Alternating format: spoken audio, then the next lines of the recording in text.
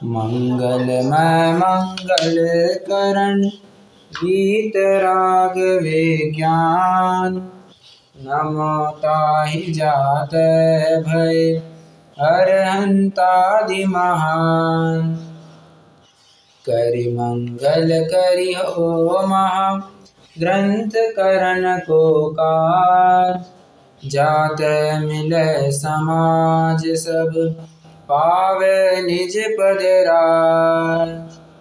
बहुविधि मिथ्या गहन करी मलिन भयो निज भाव। ताको होत अभाव है सहज रूप दर्शाव। अवतार मीमांसा की कल हमने चर्चा पूर्ण की, जिसमें अंतिम प्रकरण यज्ञ के ऊपर आया था। और कल मैंने लोकमान्य तिलक का वो वाक्य भी आपको सुनाया था, जहाँ पर वे भरे मंच से एक सभा में कहते हैं कि आज वैदिकों में जितनी भी यज्ञों के ऊपर रोक लगी है, ये का पूरा श्रेय जैन धर्म को जाता है, क्योंकि उन्हीं के अहिंसा की बदौलत आज ये इतना सब तांडव रुक पाया है। यज्ञ नहीं करना किस प्रकार उचित है और यज्ञ करना किस प्रकार अनुचित है, ये दोनों बातें कल पंडित जी साहब ने सिद्ध करके दिखाई थी। और आज हमें नवीन प्रकरण प्रारंभ करना है, योग मीमांसा, जहाँ पर 2 योगों की मीमांसा करेंगे, भक्ति योग मीमांसा और ज्ञान योग मीमांसा। बट आगे बढ़ने से पहले कुछ वैसे ही बात करना चाहूँगा मैं, थोड़ी सी एडिशनल इन्फॉर्मेशन रहेगी आपके लिए। 1 मिनट।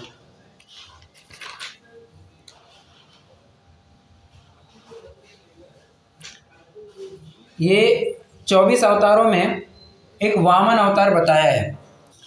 अगर आप देख पा रहे होंगे पेज नंबर 112 112 पृष्ठ पर एकदम नीचे फुटनोट में देखिए 15 नंबर का वामन अवतार बताया है। ये वामन अवतार का क्या औचित्य होगा, मतलब आप इस अवतार को हमारे प्रथमान योग से कैसे रिलेट कर सकते हैं।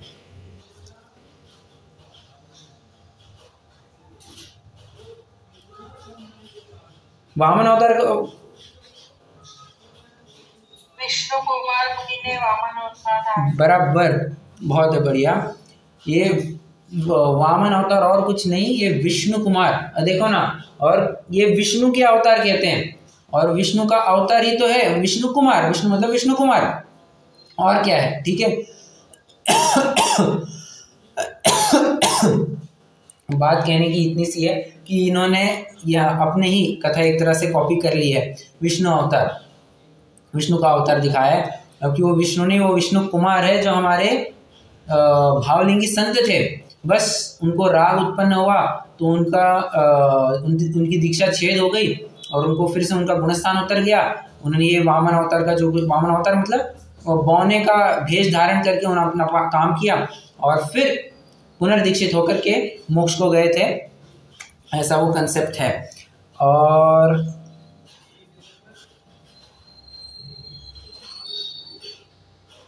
ठीक है,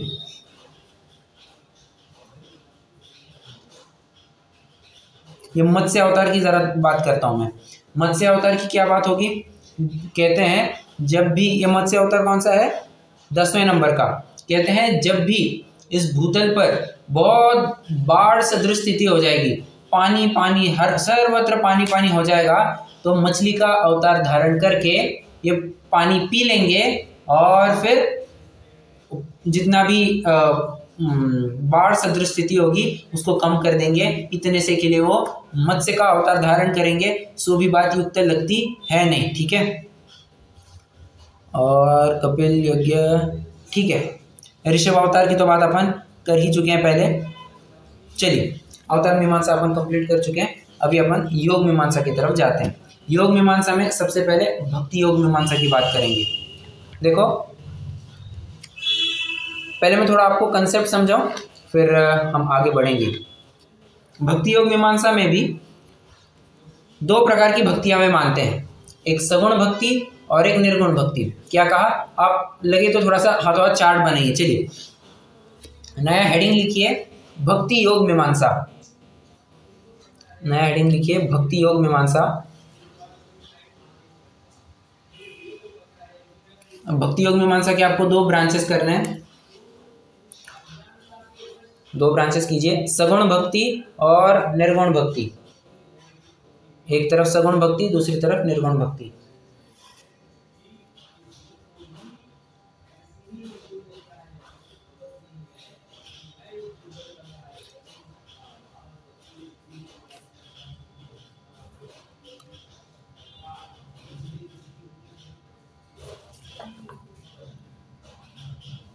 निर्गुण भक्ति के नीचे लिखिए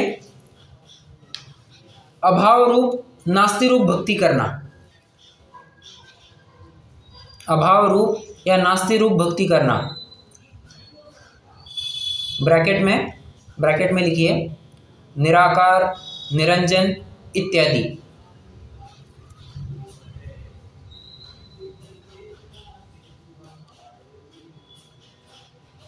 निराकार, निरंजन इत्यादि।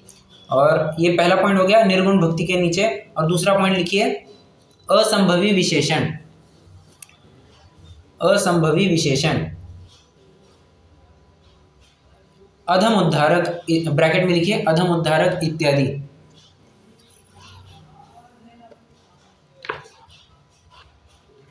अधम उद्धारक इत्यादि। ठीक है, पहले अपन निर्गुण भक्ति को समझ लेते हैं। बहुत सिंपल है। देखो क्या कहते हैं, भगवान की किस प्रकार, सगुण भक्ति को अपन बाद में सेटल करेंगे, पहले निर्गुण भक्ति देख लेते हैं। निर्गुण भक्ति में क्या कहते हैं, भगवान की अभाव रूप नास्ति नास्ति रूप पूरी भक्ति करते हैं। जैसे आप निराकार हो, निरंजन हो, अविकार हो, इस प्रकार से उनकी भक्ति करते हैं। मतलब पूरी की पूरी अभाव रूप, आप अचल हो, आप अनुपम हो, इस प्रकार से पूरी नास्ति रूप ही चर्चा करते हैं। अस्थिर रूप में बात ही नहीं करते। पंडित जी साहब प्रश्न पूछते हैं कि तुम सारी नास्ति रूप ही भक्ति करोगे क्या भगवान सर्वथा नास्ति रूप हुआ करते हैं? मैं आप चलो आपको प्रश्न पूछता हूं, क्या भगवान सर्वथा नास्ति रूप होते हैं?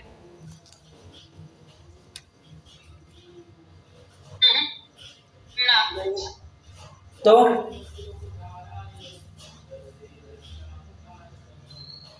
उनका तो अनेकांतवाद है ना। अनेकांत अब देखो, पर से नास्ति और स्वर से अस्ति है, वैसा हाँ वो बराबर वैसा तो हो जाएगा, वैसा तो बिल्कुल हो जाएगा।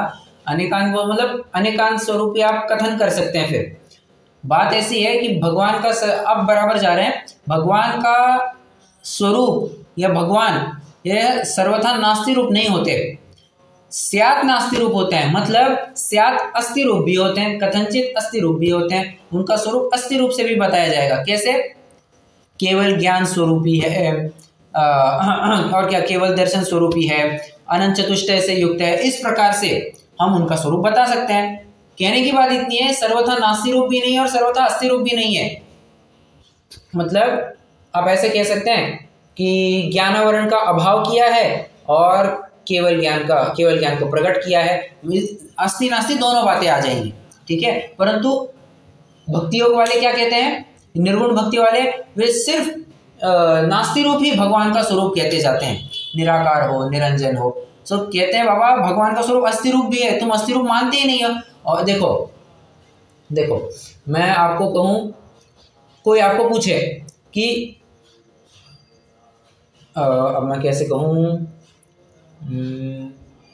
ठीक है, कोई व्यक्ति आपको नया मिला है, नया व्यक्ति, किसी नए व्यक्ति से आप मिलते हैं और आप उसको पूछते हैं कि तू बता तेरा घर कौन सा है, ये तेरा घर है क्या? वो कहते हैं नहीं। वो तेरा घर है क्या? नहीं। वो तेरा घर है क्या? नहीं। आप मुझे बताइए, ऐसे कितने प्रश्न पूछेंगे उसको और वो उत्तर ना देगा? आपको कुछ समझ में आएगा?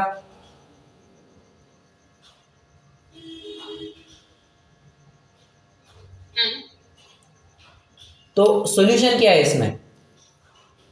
आप जो भी पूछेंगे वो हर घर को ना कह रहा है, तो सॉल्यूशन क्या है इसमें?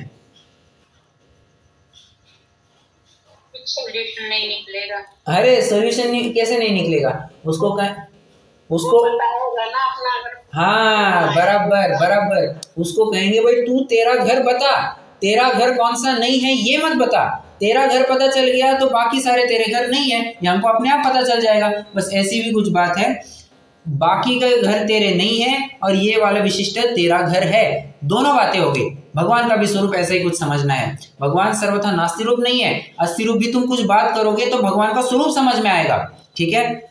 और ये जितनी भी बातें हैं ये तो एक प्रकार से उपचार की बातें हैं, ठीक है। उपचरित असद्भुत की अपेक्षा हम बात लगा सकते हैं, ठीक है, उपचरित असद्भुत। ये तो पहला पॉइंट हो गया। और दूसरा पॉइंट क्या कहते हैं, असंभवी विशेषणों से भगवान को विभूषित करते हैं। जैसे आप अधम उद्धारक हो, आप पतित पावन हो, आप दीन दयाल हो, आप करुणानिधि हो, ऐसा कह के करके, करुणानिधि ठीक है आ सकता है, उसको चाहे तो ना भी ले बट कोई दिक्कत नहीं। अधम उद्धारक की बात करते हैं, आप पतित पावन हो इसकी बात करते हैं। प्रश्न है मेरा, किसी पतित को पावन करना क्या भगवान के हाथ में है? अब आप कहेंगे उत्तर बिल्कुल भी नहीं। ऐसा क्यों? ऐसा क्यों?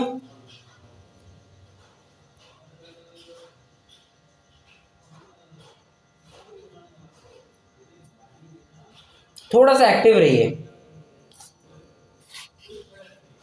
तो उसके कर्मों के वजह से ही होते हैं, परफेक्ट, शिक्षा दे सकते हैं। बराबर बराबर, उसके कर्म ही उसको शिक्षा देंगे और पुरुषार्थ करेगा तो कर्म से छूट जाएगा। भगवान कौन होते हैं इसमें उसका कुछ करने देने वाले। और इसकी बात, इसी की तो बात हम लगभग 20-22 कक्षाओं से हम यही बात चलाते आ रहे हैं, यही बात चर्चा कर रहे हैं कि भगवान करता नहीं है, भगवान करता नहीं है, ये इसी की बात करते आ रहे हैं। तो पंडित साहब ने भी कह दिया, देख ये जितने भी तू विशेषण का प्रयोग कर रहा है ना, अधम उद्धारक, पतित पावन, दीन दयाल, इन सब की तो हम पहले छुट्टी करा चुके हैं, तू चर्चा वही से जान लेना।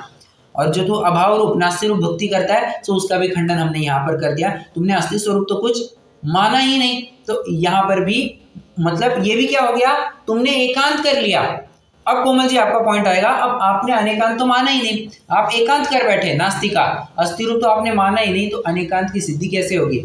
और किसी भी वस्तु को देखने के दो नजरिए हुआ करते हैं, आप तो सिर्फ एक ही दृष्टि से देखते हो, दूसरी दृष्टि से देखने का आप प्रयास ही नहीं कर पा रहे हो, तो वस्तु को आप ढंग से नहीं देख पाओगे। जैसे कोई सिक्का है और एक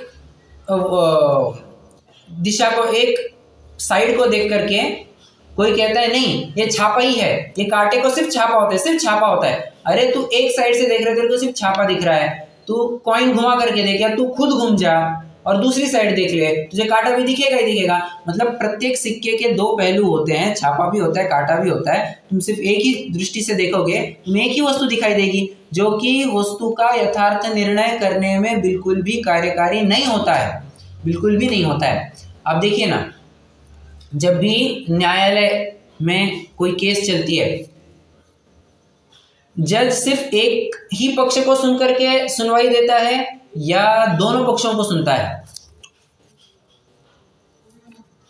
दोनों को ही सुनता है, बराबर, दोनों को सुनता है। हाँ, ये बात अलग है कि आज अधिकांश जज, अधिकांश वकील सब पैसों से मैनेज हो जाते हैं, आप कानून को भी एक प्रकार से खरीद सकते हैं, तो वो बात अलग है। बट सुनवाई तो दोनों पक्षों की जाएगी, एक ही पक्ष को सुनेगा तो फिर वो योग्य जज नहीं कहा जाएगा। बस यही बात यहाँ पर भी ऐसे समझ लेना चाहिए, ठीक है। आइए एक पैराग्राफ पढ़ लेते हैं, पेज नंबर 115, योग मीमांसा। तथा वे मोक्ष मार्ग भक्ति योग और ज्ञान योग द्वारा दो प्रकार से प्ररूपित करते हैं। भक्ति योग मीमांसा, अब तक क्या चला, एक प्रकार से ईश्वर की मीमांसा चली, ईश्वर की मीमांसा चली, और अभी मोक्ष मार्ग का क्या स्वरूप चलने वाला, मोक्ष मार्ग का क्या स्वरूप मानते हैं, ये बात चलने वाली है। भक्ति योग मीमांसा, अब भक्ति योग द्वारा मोक्ष मार्ग कहते हैं, उसका स्वरूप कहा जाता है। वहां भक्ति निर्गुण सद्गुण भेद से दो प्रकार की कहते हैं। वहां अद्वैत परम ब्रह्म की भक्ति करना सो निर्गुण भक्ति है, वह इस प्रकार करते हैं, तुम निराकार हो, निरंजन हो, मन वचन से अगोचर हो, अपार हो। ये यहाँ तक एक पॉइंट। सर्वव्यापी हो, एक हो, सर्व के प्रतिपालक हो, अदम उदाहरण हो, सर्व के कर्ता हर्ता हो इत्यादि विशेषणों से गुण गाते हैं, सो इनमें कितने ही तो निराकार आदि विशेषण है, सो अभाव रूप है। उनको सर्वथा मानने से अभाव ही भाषित होता है, क्योंकि आकार आदि बिना वस्तु कैसे होगी, तथा कितने ही सर्वव्यापी आदि विशेषण असंभवी है, सो उनका असंभवपना पहले दिखाया ही है। कितने जनों को समझ में आया यहाँ तक? ये पैराग्राफ समझ में आया?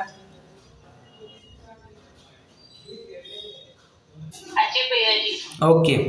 अब अगला जो पैराग्राफ आएगा ना, ये थोड़ा सा आपको ध्यान से शांति से सुनना पड़ेगा। पहले मैं आपको चार्ट बनवाता हूं और फिर अपने इसकी चर्चा करेंगे। देखिए, अब ये भक्ति करने वाला,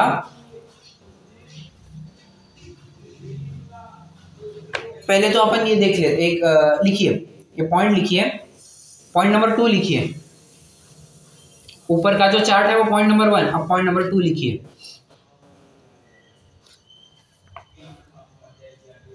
ब्रह्मवादी मतलब एज यूजुअल अपन जैसे चलाते हैं वैसे ही, ब्रह्मवादी जीव बुद्धि से, ये आप चाहे तो एक ये 2 लाइनें है ना, ये आपको बस कॉपी करनी है, तो आप उतने पुरता जगह छोड़ दीजिए। जीव बुद्धि से मैं तुम्हारा दास हूँ, शास्त्र दृष्टि से तुम्हारा अंश हूँ, तत्व बुद्धि से तू ही मैं हूँ, सो यह तीनों भ्रम है। ये तीनों भ्रम है छोड़ दीजिए, ब्रह्मवादी का जितना कथन है आपको उतना कॉपी करना है, ठीक है। अब पंडित जी क्या उत्तर देते हैं समझना। अब लिखना चालू कीजिए। जे पंडित जी का उत्तर, पंडित जी पूछते हैं भक्ति करने वाला, लिखिए भक्ति करने वाला, ये सभी साथ है मेरे साथ, साथ है मेरे साथ ओके। भक्ति करने वाला और उसके 2 एरोज निकालिए, भक्ति करने वाला 2 एरो निकालिए। एक तरफ लिखिए चेतन क्वेश्चन मार्क, दूसरी तरफ लिखिए जड़ क्वेश्चन मार्क। जड़ का जो है ना आपको बहुत छोटा एरिया रखना है, बहुत छोटे एरिया रखना है, मेजॉरिटी हिस्सा आपको चेतन के लिए लगेगा।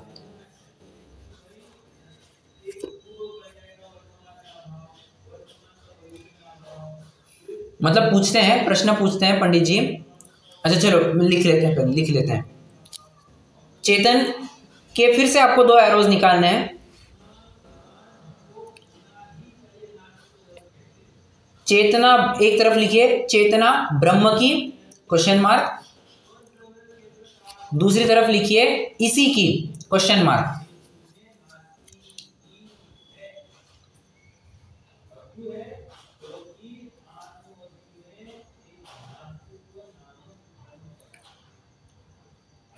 अब चेतना ब्रह्म की ये जो पॉइंट लिखा है उसके नीचे एरो करके लिखिए स्वभाव स्वभावी तादात्म्य संबंध, स्वभाव स्वभावी तादात्म्य संबंध।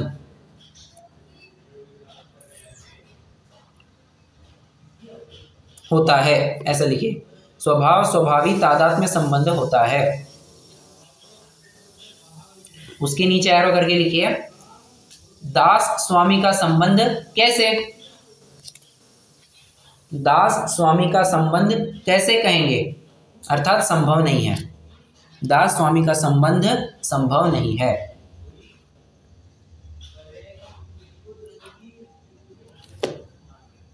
इसी के जो पॉइंट लिखा है उसके नीचे एरो करके लिखिए अपनी चेतना का स्वामी, अपनी चेतना का स्वामी भिन्न पदार्थ ठहरा, अपनी चेतना का स्वामी भिन्न पदार्थ ठहरा।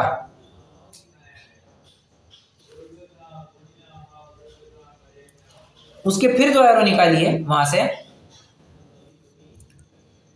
एक तरफ लिखिए अंश अंशीपना संभव नहीं,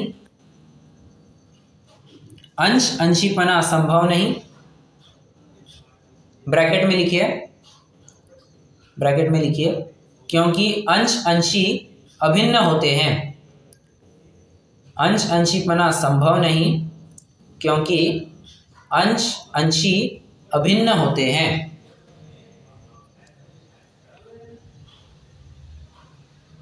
और दूसरे ब्रांच में मतलब अपनी चेतना का स्वामी भिन्न पदार्थ, उसमें जो दूसरा एरो है वहां पर लिखिए तू ही मैं हूं। ये आपको सिंगल इन्वर्टेड कॉमास में लिखना है। तू ही मैं हूं ऐसा भी संभव नहीं, ऐसा भी संभव नहीं।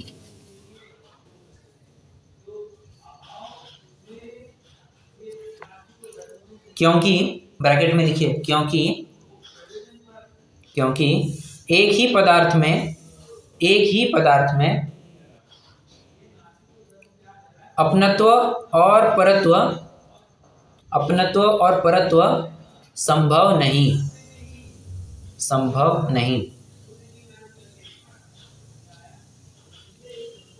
ये हो गया अपना चेतन का एरिया। अब जड़ के खाते में लिखिए, जो अपन ने एक दूसरा एरो रखा है जड़, उसके नीचे एरो करके लिखिए, इसके तो किसी प्रकार की बुद्धि कहना संभव नहीं। इसके तो किसी प्रकार की बुद्धि कहना संभव नहीं। चार्ट हो गया पूरा सबका।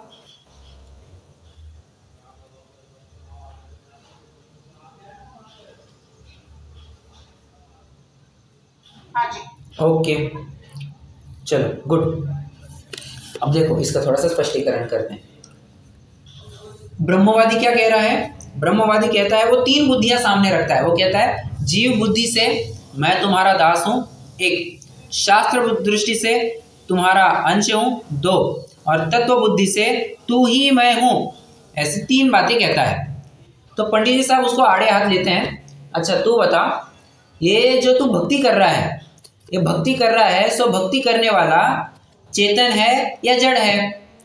यदि तू कहेगा कि भक्ति करने वाला चेतन है, तो हम फिर पूछते हैं ये चेतना ब्रह्म की है, उस चेतन की चेतना ब्रह्म की है या उस व्यक्ति की स्वयं की है? इसी की मतलब उस व्यक्ति स्वयं की है। यदि तू कहेगा कि चेतना ब्रह्म की है, यदि तू कहेगा चेतना ब्रह्म की है, तो स्वाभाविक तो तादाद में संबंध होता है। मतलब ब्रह्म को तुम सर्वव्यापी मानते हो, और यदि तुम कहोगे कि भक्ति करने वाले की चेतना भी ब्रह्म की ही है, सो बात क्या हुई? ये ब्रह्म ही की तो भक्ति करने वाला भी तो ब्रह्म हुआ, और स्वाभाविक संबंध लग गया। और स्वाभाविकपना तादाद में संबंध होता है, तो दास स्वामीपना कैसे कहोगे? समझना, दास स्वामीपना तो तब पॉसिबल है जब दो अलग अलग वस्तुएं हो। तुमने तो सर्वव्यापी मान रखा है, तुम तो अद्वैत मानते हो, और अद्वैत कहने पर ये दास स्वामीपने का संबंध कैसे कह सकते हो? ये पहला पॉइंट हो गया अपना, ठीक है। और यदि तू कहता है नहीं, ये जो भक्ति करने वाला है ना, इसकी चेतना उस व्यक्ति स्वयं की है, भक्ति करने वाले की ही चेतना है, तो बात और सिद्ध हो जाती है कि अपनी चेतना का स्वामी कोई भिन्न पदार्थ हुआ। अपनी चेतना का स्वामी कोई भिन्न पदार्थ हुआ, मतलब दो भिन्न भिन्न वस्तुएं हो। सिंपल सी बात है कि दो भिन्न भिन्न वस्तुएं सिद्ध हो जाती है, और जब दो भिन्न भिन्न वस्तुएं सिद्ध हो जाती है, तो अंशीपना भी कैसे लगेगा? देखो अब क्या उदाहरण दूं? ठीक है, देखो एक माँ है, उसका एक बच्चा है, ठीक है। क्या कहा जाएगा? बच्चा उसी माँ का अंश है, बराबर। अब एक पड़ोसी है, पड़ोसी की माँ का भी बच्चा है, ठीक है। तो मुझे बताइए, पड़ोसी का बच्चा हमारी माता का अंश कहलाएगा क्या?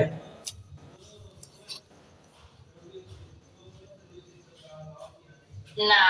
उदाहरण एक देश है, हाँ, क्योंकि आप कहेंगे कि बाबा उनमें भी तो दो अलग अलग वस्तुएं हैं। उदाहरण समझने के लिए बता रहा हूं, ठीक है। तो जिस प्रकार माँ का उसका स्वयं का पुत्र अंशीपना लगा सकते हैं, पड़ोस के बच्चे के साथ अंशीपना नहीं लगा सकते। उसी प्रकार जब दो भिन्न वस्तुएं हुआ करती है, तो दो भिन्न वस्तुओं में अंशीपना कैसे कह सकते हो? नहीं कह सकते। इसलिए मैं तुम्हारा अंश हूं, ये कहना बिल्कुल भी संभव नहीं है। और दूसरी आपत्ति, जब दो भिन्न भिन्न वस्तुएं हैं, वस्तुएं ही दो भिन्न भिन्न है और तू कहता है कि ब्रह्म और मैं एक है, सो भी बात बनती नहीं है। कैसे? तू ही मैं हूं। तू कहा, तू किसको कह रहा है? कोई दूसरी व्यक्ति होगी तभी तो तू कहेगा। और मैं कहा मतलब तू भी कोई अलग वस्तु है, मतलब दो अलग अलग वस्तुएं सिद्ध हुई और दो अलग अलग वस्तुओं में एक ही पदार्थ, सॉरी, एक ही पदार्थ में अपनत्व और परत्व कैसे कर सकता है? क्या कहा? एक ही पदार्थ में अपनत्व और पर, मतलब तू भी कहता है मैं भी कहता है, ये कैसे बात संभव है? अपनत्व और परत्व दोनों एक साथ संभव नहीं है, क्योंकि श्रद्धा का विषय सिर्फ एक हुआ करता है, या तो स्व को वेरेगी या तो पर को वेरेगी। 100% पर को या फिर 100% स्व को। यहाँ पर बीच का कोई रास्ता नहीं होता। श्रद्धा की गली अति साकरी, तामे दो न समाय, आपू है तो हरि नहीं, हरि तो आपुन नाही। बस यही बात यहाँ पर कही जा रही है कि यदि तू कहेगा तू ही मैं हूं, तू भी कह रहा है मैं भी कह रहा है, तो अलग अलग वस्तुएं हो गई, तो अपनत्व भी कह रहा दिखा रहा है, परत्व भी दिखा रहा है, तो श्रद्धा के स्तर पर सो बात संभव नहीं होती, क्योंकि श्रद्धा का विषय एक ही हुआ करता है। ठीक है, ये तो हो गया यदि तू मानता है कि भक्ति करने वाला चेतन है, जीव है। यदि तू कहेगा कि चेतन नहीं अचेतन है, जड़ है, तब तो बात और पलट जाती है। कैसे? जड़ के तुम बुद्धि कैसे कहोगे? क्योंकि यहां पर लिखा क्या है? जीव बुद्धि से, तत्व बुद्धि से। अब बुद्धि मतलब एक प्रकार से ज्ञान का ही, कोई ज्ञान की कुछ पर्याय होगी, और तुम जड़ के फिर ज्ञान कैसे कहते हो? जड़ की बुद्धि कहना किसी भी प्रकार संभव नहीं है। और इस प्रकार से फिर दोनों बातों का खंडन कर दे, मतलब कहना चाहते हैं कि तूने जो तीन बातें कही है ये तो बिल्कुल भी संभव नहीं है। एक की कटाई करेंगे, मतलब एक को बचाने जाएगा तो दूसरे की कटाई हो ही जाएगी, ये आपको समझना पड़ेगा। कितने जनों को ये चार्ट समझ में आ गया?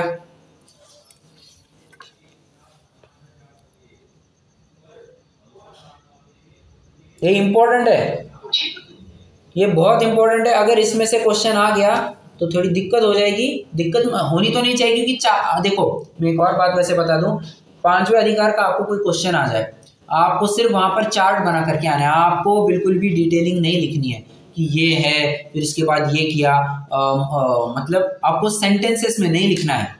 जैसे ब्रह्म ने माया को किया, फिर माया से तीन गुणों की उत्पत्ति हुई, सत्व रजस तामस, और फिर इन तीन गुणों से ब्रह्मा विष्णु महेश इन तीनों की उत्पत्ति हुई, फिर ब्रह्मा सृष्टि का करता है, फिर विष्णु रक्षण करता है, महेश संहार करता है। ऐसे वाक्यों में नहीं लिखना है आपको, तो सिर्फ लिखा ब्रह्म, एरो करके नीचे लिखा माया, माया के नीचे एरो करके लिखिए तीन गुण, और तीन गुणों के नीचे एरो करके लिखा ब्रह्मा विष्णु महेश।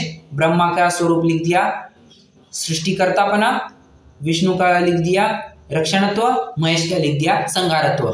मतलब उनकी क्या मान्यता है, ब्रह्मवादी की क्या मान्यता है, ये अपन ने इतने से एक छोटे से चार्ट में कवर करवा दिया। ठीक है, तो आपको ज्यादा लिखने की बिल्कुल भी जरूरत नहीं है। और अगर आपको क्वेश्चन इस संबंधी आता है, ये जीव बुद्धि से मैं तुम्हारा दास हूं, ये क्वेश्चन आता है, तो आपको बस ये चार्ट चिपका के आ जाना, आपका काम हो जाएगा। ठीक है, चलो सबको समझ में आया या सिर्फ कोमल जी को समझ में आया?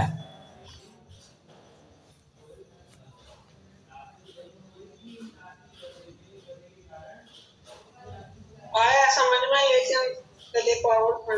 हाँ ठीक है, कोई दिक्कत नहीं। अभी तो अपन वैसे पढ़ने ही वाले हैं फिर से ग्रंथ से, तो हो सकता है आपको और खुलासा हो जाए। ठीक है, आइए एक पैराग्राफ पढ़ लेते हैं, पेज 115। फिर ऐसा कहते हैं कि जीव बुद्धि से मैं तुम्हारा दास हूँ, शास्त्र दृष्टि से तुम्हारा अंश हूँ, तत्व बुद्धि से तू ही मैं हूँ, सो यह तीनों ही भ्रम है। यह भक्ति, अब देखो पंडित साहब एलिगेशन क्या करते हैं, यह भक्ति करने वाला चेतन है या जड़ है? आप बराबर मिलान करते जाना, यहाँ पर जैसे लिखा है आप चार्ट से बराबर मिलान करते जाना। यदि चेतन है तो यह चेतना ब्रह्म की है या इसी की है? यदि ब्रह्म की है तो मैं दास हूँ, ऐसा मानना तो चेतन ही का होता है, चेतन ही के होता है। सो चेतना ब्रह्म का स्वभाव ठहरा, और स्वभाव स्वाभावी के तादात्म्य संबंध है, वहां दास और स्वामी का संबंध कैसे बनता है? मतलब तादाद में संबंध लगने के बाद तू दास है मैं स्वामी हूं, ये कहना बिल्कुल भी संभव नहीं है। दास और स्वामी का संबंध तो भिन्न पदार्थ हो तभी बनता है, तथा यदि यह चेतना इसी की है तो यह अपनी चेतना का स्वामी भिन्न पदार्थ ठहरा। तब मैं अंश हूं, वह जो तू है सो मैं हूं, ऐसा कहना झूठा हुआ। और यदि भक्ति करने वाला जड़ है तो जड़ के बुद्धि होना असंभव है, ऐसी बुद्धि कैसे हुई? इसलिए मैं दास हूं ऐसा कहना तो तभी बनता है जब अलग अलग पदार्थ हो, और तेरा अंश हूं ऐसा कहना बनता ही नहीं है, क्योंकि तू और मैं ऐसा तो भिन्न हो तभी बनता है, परंतु अंश अंशी भिन्न कैसे होंगे? बराबर, अंशी तो कोई भिन्न वस्तु है नहीं, अंशों का समुदाय वही अंश है। और तू है सो मैं हूं ऐसा वचन ही विरुद्ध है।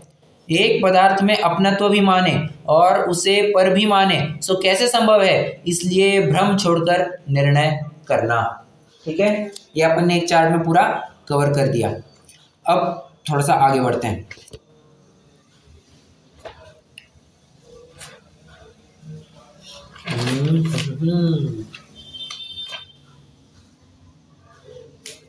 एक मिनट जरा,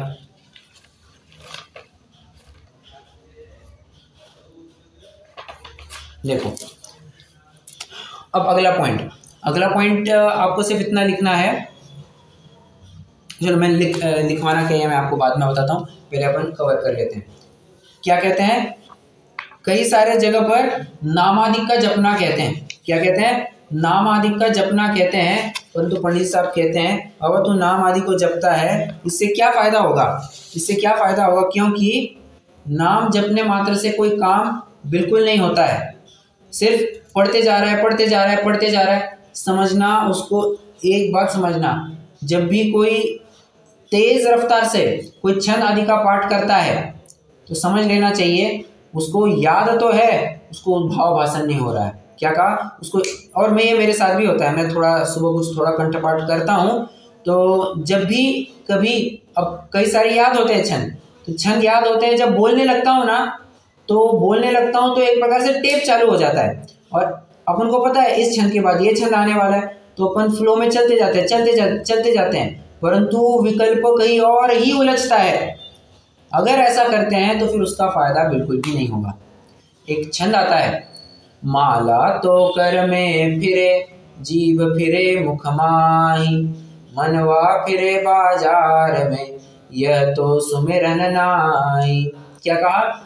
माला तो कर में फिरे, हाथ में माला है, बराबर से माला चल रही है, नमो ताणम नमो सिद्धाणम नमो आर्यणम नमो ज्ञानम, चल रहा है। और जीभ फिरे मुख माही, बराबर बोलते भी जा रहा है, परंतु मनवा फिरे बाजार में मतलब अरे आज क्या मार्केट चल रहा होगा, आज धंधे का क्या होगा, ओ आज क्या होगा, आज तो यहाँ पर भी जाना, आज तो वहां पर भी जाना, और नमो सिद्धाणम नमो आर्यण, बराबर पाठ करते जा रहे। भक्त हमारा प्रणतम मौली मणि ब्राह्मण मुद्दे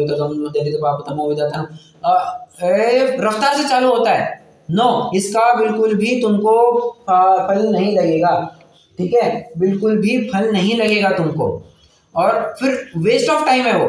करना है तो फिर कुछ भाव भाषण से करो, कुछ अच्छी चीज पढ़ो, कुछ नवीन पाठ करो।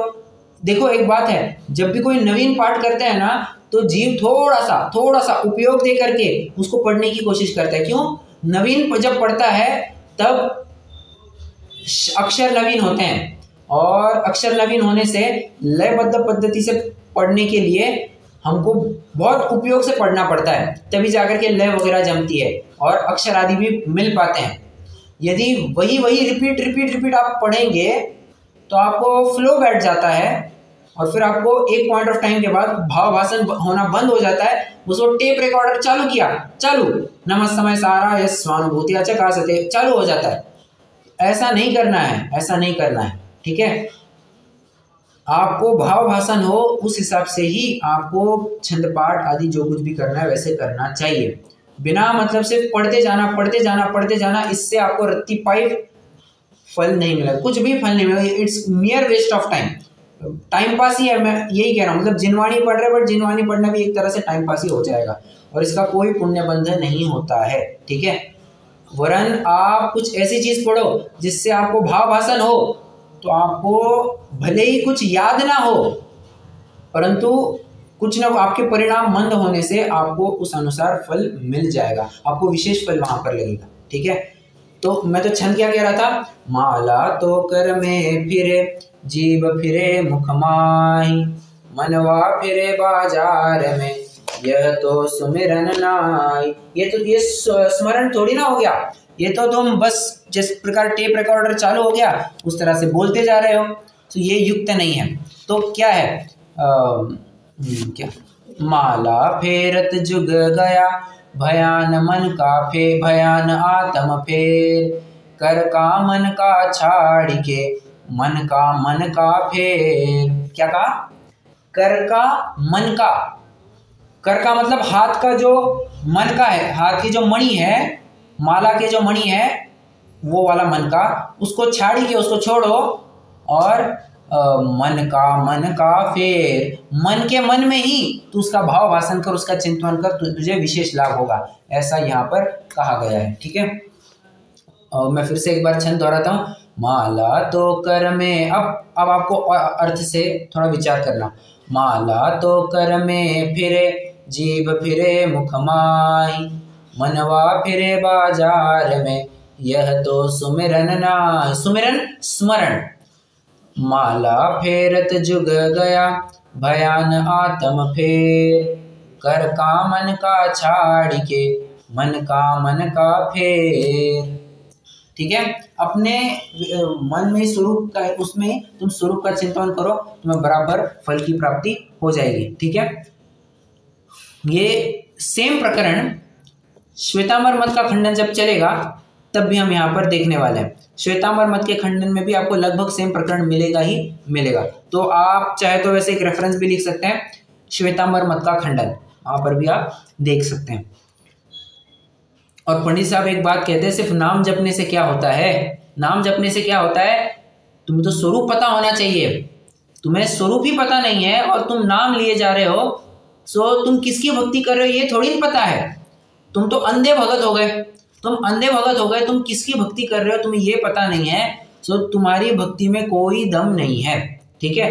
भक्ति तो एक प्रकार से किसी व्यक्ति के प्रति या किसी व्यक्ति के गुणों के प्रति जब अहोभाव आता है तब सहज ही भक्ति के उद्गार निकलते हैं।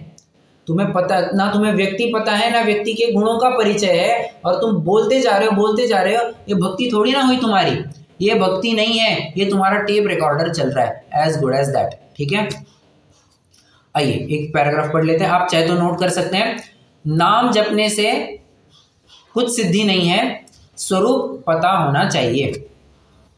नाम जपने से कोई भी सिद्धि नहीं है, स्वरूप पता होना चाहिए।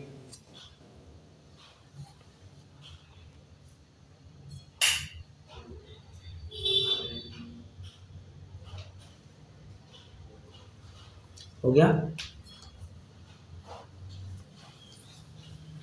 आइए एक पैराग्राफ पढ़ते हैं। तथा कितने नाम ही जपते हैं, सो जिसका नाम जपते हैं उसका स्वरूप पहचाने बिना केवल नाम ही का जपना कैसे कार्यकारी होगा। यदि तू कहेगा नाम ही का अतिशय है, तो जो नाम ईश्वर का है वही नाम किसी पापी पुरुष का रखा, वहां दोनों के नाम उच्चारण में फल की समानता हो, सो कैसे बनेगा। इसलिए स्वरूप का निर्णय करके पश्चात भक्ति करने योग्य हो उसकी भक्ति करना। एक वास्तव में ये दूसरा पॉइंट जो आया ना वो भी समझ लीजिए। क्या कहते हैं, नाम जपने से क्या होता है, तुमने किसी गुंडे डाकू का नाम महावीर रख दिया, किसी गुंडे डाकू का नाम महावीर रख दिया और महावीर नाम जपते जा रहे हो, तो तुम्हें थोड़ी पता है तुम उसका नाम ले रहे हो किसका नाम ले रहे हो। तो नाम मात्र लेने से, और कोई उसका दोस्त है जो खुद भी गुंडा है तो वो महावीर बोलेगा तो उसको भी पुण्यबंध होना चाहिए। तुम भी महावीर बोल रहे हो, तुम्हें भी पुण्यबंध होगा। सो दोनों कैसे संभव है। तुम जानते हो कि तुम भगवान महावीर की चर्चा करते हो, उनकी बात कर रहे हो, और वो व्यक्ति जानता है कि मैं महावीर नाम के अपने गुंडे दोस्त की बात करता हूँ। तो ऐसी बात है। तो दोनों को फल समान लगेगा ना। सो युक्त बिल्कुल भी नहीं है। मतलब एक तो रागी होकर के पुण्य कमाएगा और एक वितरागी के मार्ग पर चलते हुए पुण्य कमाएगा। सो बिल्कुल भी युक्त नहीं लगता है। ठीक है। एक वास्तव में केस हुई थी। केस मतलब एक घटना है सिर्फ। केस मतलब केस सिनेरियो ऐसा। हाँ, केस मतलब कोई कोर्ट केस की बात नहीं चल रही है। केस सिनेरियो है, एक घटना है।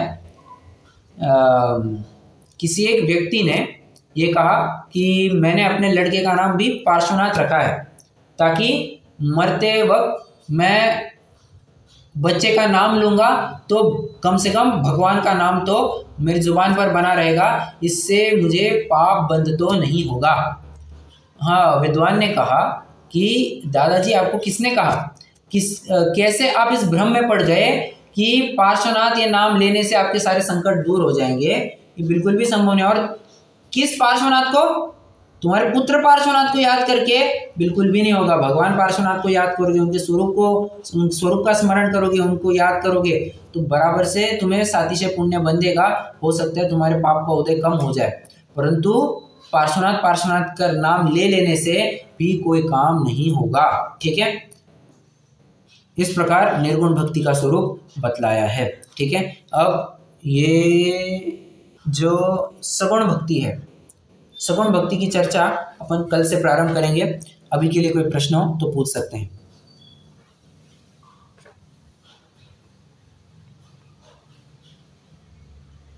नहीं, चलिए रुकते हैं, जिनवाणी स्तुति करेंगे।